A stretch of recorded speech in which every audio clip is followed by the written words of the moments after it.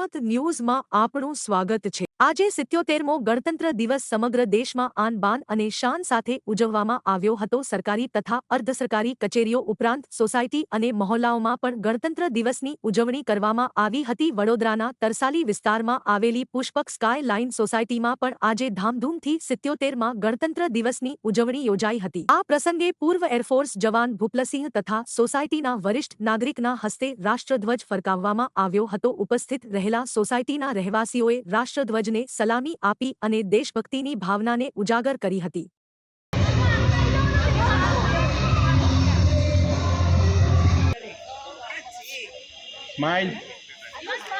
आज 26મી જાન્યુઆરી પ્રજાસત્તાક દિનની ઉજવણી અમારા પ્રથમવાર પુષ્પક સ્કાયલાઇન તરસાલીમાં કરવામાં આવી રહી છે।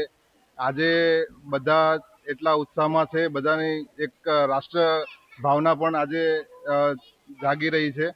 તો બધા એક મળીને આજે રાષ્ટ્ર માટે કંઈક કરવાની પ્રતિજ્ઞા લેશે અને બધા બાળકોને ગેમ રમાડીને છૂટા થઈશું। અમે ભીખુભાઈ પીઠવા।